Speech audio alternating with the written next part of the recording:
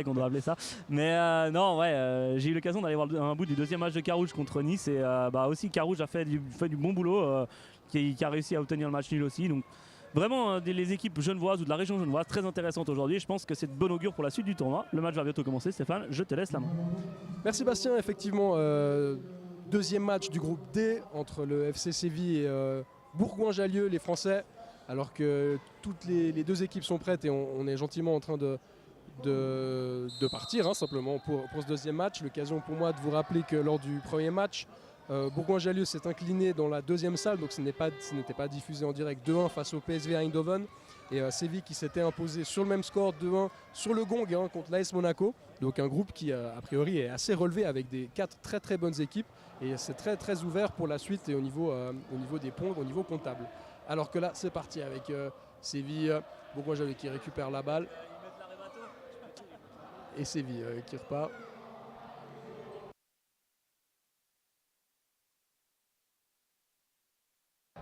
Alors que j'ai coupé 2 secondes mon micro parce que j'essaie d'écouter ce qu'on proposait en direct dans la salle et c'est des chants de supporters du FC Séville qui ont été apparemment préenregistrés si je comprends bien. Donc voilà, on était comme si on est à Sanchez-Pizjuán sur le terrain du FC Séville.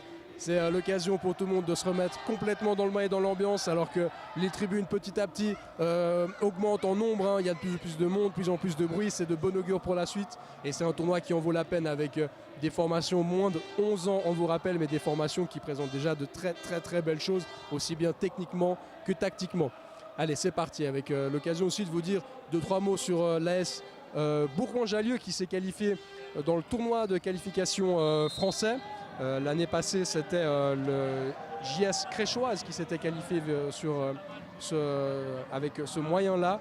Donc l'AS Bourgoin-Jallieu qui est assez proche de Lyon, une commune du département de l'Isère. Et donc on salue tous leurs supporters qui, on espère, nous suivre nombreux depuis chez eux. Alors que là, leur équipe peut ouvrir le score et malheureusement, c'est repoussé. Malheureusement pour eux, c'est bien repoussé par le gardien sévillan après un coup franc du numéro 10, Thiago Gonçalves, le joueur de Bourgoin-Jallieu. Donc je vous disais, Bourgoin-Jallieu, une commune de l'Isère, alors que là justement les Isérois peuvent repartir avec une passe sur le côté gauche avec un joueur qui est masqué malheureusement qui renvoie sa frappe un petit peu en dessus des buts. C'était de nouveau le numéro 10 Thiago Gonçalves qui évolue comme je vous le disais avec un masque sur le visage. On espère que c'est rien de grave pour lui et on espère surtout que ça n'est pas arrivé lors du premier match, mais a priori pas. Allez, c'est reparti pour les Bergaliens. Donc on a été sonder leurs supporters qui sont assez nombreux et qui sont en train de donner de la voix là sur ma droite dans les tribunes. Ils sont une vingtaine là, les Bergaliens. Donc on leur a posé la question avant le match et effectivement on dit bien les Bergaliens. Donc j'ai la confirmation. Donc voilà, si je dis quelque chose de faux, n'hésitez pas à me reprendre en commentaire sur Facebook et j'essaierai de faire passer votre message avec grand plaisir. Allez, au niveau du jeu, le capitaine Bergalien justement qui a la balle, malheureusement pour lui c'est intercepté par un joueur du Séville avec le numéro 16 Fernandez qui est contré à son tour.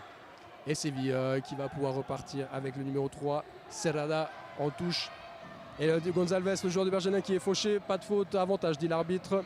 Et le numéro 6 Martinez qui est en possession du ballon qui va pouvoir relancer sur une touche qui ressort avec son capitaine. Le numéro 5, il s'agit de Ilan Balouma qui joue de nouveau contre Gonçalves malheureusement. Pour le petit joueur, le petit numéro 10, le ballon finit en touche. Et Séville qui va repartir avec son gardien Dominguez Munoz, assez grand déjà pour son âge, c'est un des plus grands si je ne me trompe pas du tournoi, en tout cas de son équipe, ça c'est sûr. On a vu aussi précédemment avec Manchester City les jumeaux Fletcher qui font aussi déjà preuve d'un beau gabarit, comme leur papa on a envie de dire. Et c'est Séville qui repart justement là-bas avec une bonne déviation sur le côté gauche avec un tir et l'ouverture du score andalouse. Ouverture du score, magnifique frappe, petit filet du numéro 6 Gonzalo Piña Serrada. 1-0 pour les Andalous. Ouverture du score andalouse justement. Alors que je vous l'entendez peut-être derrière moi, les enregistrements des supporters de Séville font rage là dans la salle A du centre sportif du bout du monde. Et les Français qui essaient de repartir directement pour essayer d'aller chercher l'égalisation, mais c'est bien défendu par le numéro 5 de Séville. Mais on vous le rappelle, le règlement ne permet pas aux joueurs de tacler, donc c'est une faute qui est sifflée pour les Français, avec une possibilité pour Gonzalez qui frappe un bon arrêt là, du gardien sévillan. Et une frappe du capitaine, c'est bien repoussé. Malheureusement, le contrôle de Gonçalves à nouveau. Très remuant là, le numéro 10 des Français. Un contrôle malheureusement un petit peu long qui a permis à la défense sévillane de revenir et de repousser. Avec là une bonne frappe et c'est goal. Égalisation des Français avec le numéro 4. Mohamed Hasni, un partout. Et que c'est bien joué là, on sentait que les Français pouvaient égaliser.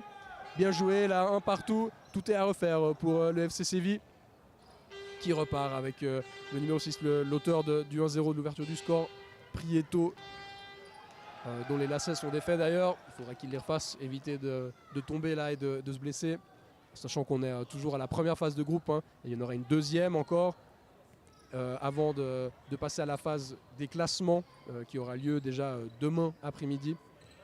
Et Séville qui repart. Voilà, les supporters de Bourgoin qui donnent de la voix là derrière moi, qui agitent des drapeaux avec des couleurs bleu ciel grenade. Très beau maillot hein, d'ailleurs au passage des Français. Une sorte de maillot de City et de short de Servette. Et Séville qui repart, mais c'est bien intercepté de nouveau par le nouvel entrant là des Français, Baldacchino Noam. Alors que là, une possibilité pour Séville qui affronte le gardien et petit filet trouvé par le numéro 2, Rueda Pulido. Et les Français qui vont pouvoir repartir avec un match d'une intensité assez incroyable hein, entre les deux équipes. Oula, le numéro 4 qui s'est...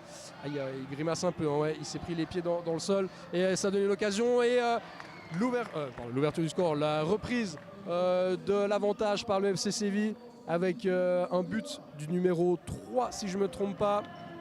Il s'agissait de Pina Serrada qui a le score. Alors que là, le numéro 4, il reste sur le terrain, mais il boite. Hein, il s'est pris vraiment son pied gauche dans le sol. On espère que ça va aller pour lui. Numéro 4, donc Hasni. Il grimace encore. À cet âge-là, on joue contre le FC Séville. On n'a pas forcément envie de dire à son entraîneur qu'on a mal. On n'a pas forcément envie d'abandonner le terrain et ses coéquipiers.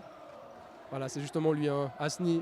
Il a l'air d'aller un peu mieux. Il peut jouer avec son pied gauche, donc ça a l'air de tenir quand même. Mais on le voit, hein, il boite encore. Vous voyez avec les images hein, réalisées par... Regframe.ch. Et Séville qui peut repartir avec son gardien. Voilà, et Séville nous avait impressionné aussi lors du premier match par rapport à leur possession de balle. Séville qui conserve très très bien le ballon, qui n'est pas pressé d'aller vers l'avant. C'est rare qu'on voit un ballon long, évidemment, il suffit que je le dise pour qu'il y en ait un. Mais on va chercher là l'attaquant qui joue en pivot, le numéro 6, Prieto. Et Séville justement qui conserve le ballon, qui passe de droite à gauche avec des passes courtes, on contrôle, on donne, et c'est à chaque fois très bien joué. Séville, donc comme je vous disais, qui avait gagné 2-1 contre Monaco. Là aussi, c'était un match d'une intensité assez incroyable contre les Monégasques. Séville qui s'était imposé vraiment sur le gong à la dernière minute. Et un ballon qui va sortir. Allez, Bourgoin-Jallieu qui a encore 4 minutes et demie à sa disposition pour aller chercher l'égalisation. Bourgoin-Jallieu qui proche de Lyon, qui a des partenariats aussi justement avec l'Olympique Lyonnais. Un réservoir de talent, hein, Bourgoin-Jallieu. Depuis de nombreuses années, ils ont aussi reçu divers labels de la Fédération française de football par rapport à la formation. Donc c'est une équipe très intéressante, une formation de jeunes très intéressante. Et voilà, on est assez curieux de les voir aujourd'hui, durant tout ce week-end à la CSI Talent Cup. Alors que là justement ils repartent avec le numéro 8, Maynardi qui va éliminer son adversaire, qui peut égaliser. Et c'est repoussé par le gardien. Égalisation de Bourgoin-Jallieu, magnifique. Avec une frappe du numéro 8, Maynardi qui est repoussé par le gardien. Et c'est le numéro 9, Jonathan Mutombo qui peut pousser la balle dans les filets et égaliser pour Bourgoin-Jallieu. 2-2 entre le FC Séville et Bourgoin-Jallieu. Quel match on est en train de suivre là tous ensemble. Assez incroyable de nouveau, des moins de 11 ans, je vous rappelle, moins de 11 ans. Et ça joue, hein. Ça joue vraiment de tous les côtés. Là encore sur les images, le numéro 8, la Séville, là encore une fois un autre festival. Une frappe pied gauche du numéro 2, Rueda Pulido. Quelle action de nouveau, un spectacle assez incroyable hein, qu'on vous propose durant tout ce week-end. On vous le rappelle, en direct streaming dans cette salle A. Il y a une deuxième salle qui, elle, n'est pas diffusée en direct, mais on va vous donner au fur et à mesure les scores de ces différents matchs.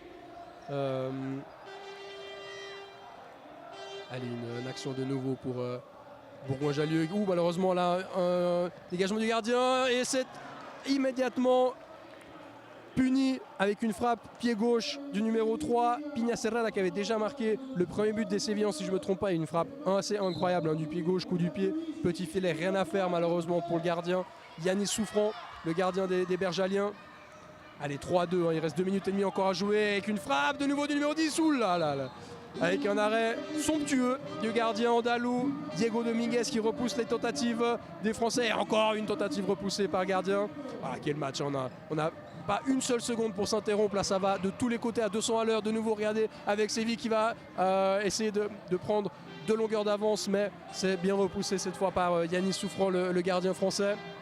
Et là, voilà, un des seuls arrêts de jeu, hein. J'en ai presque de la peine à respirer tellement le jeu va vite.